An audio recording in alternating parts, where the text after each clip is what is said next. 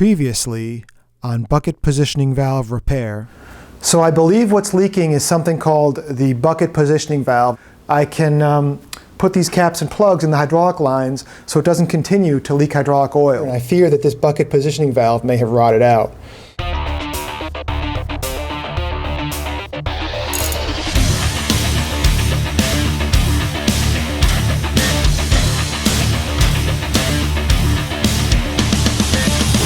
I just got back from the Bobcat dealer, and the valve was too rusty to rebuild or to put new O-rings in.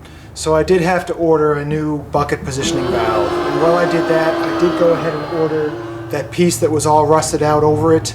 And so part of this project is going to be to replace that rusty piece, so hopefully the rust won't come back for a while. I don't think it was this piece that was leaking, because I did loosen this one up. And there's like this point on it. So it wasn't leaking here.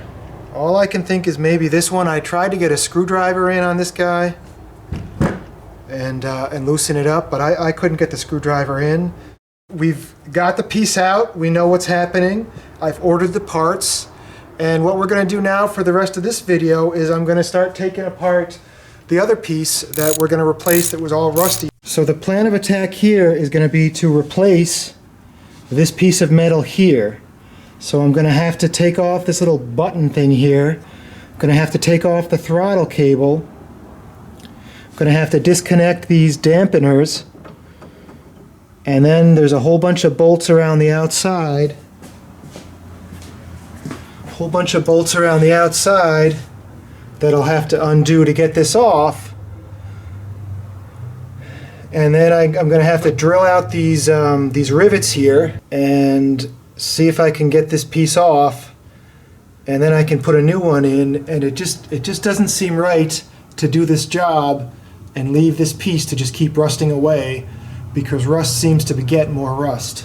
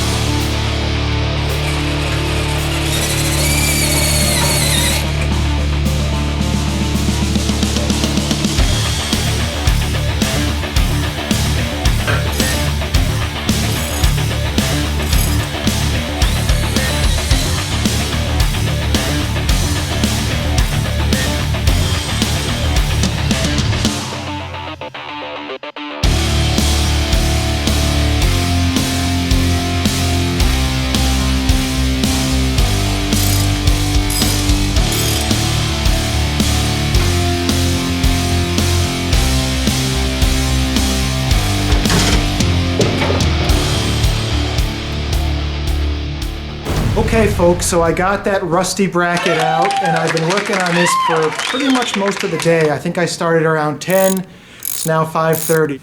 Here is what the machine looks like, and the key for getting that piece out was basically you just disconnected from the middle here, and then you just lifted the whole assembly out. So a lot of the stuff I was, for lack of a better term, messing around with, taking nuts and bolts off, I could have just taken off the throttle cable, taken off this red lever, disconnected all the sides, and then disconnected these two in the back, disconnected these, there's some electrical connectors I undid over here too, and then just popped it all out and done most of the legwork once I had it out. There were two bolts, and they were both threaded this way. The head of the bolt was on this side going that way, and then this side going that way. so I can get all this whole piece back together, where all I need to do once I get it back in the machine is just, take these two and thread them on. As long as I take my time and do it one step at a time, I can get this back together. And in 20 years, if this happens again, I'm good to go.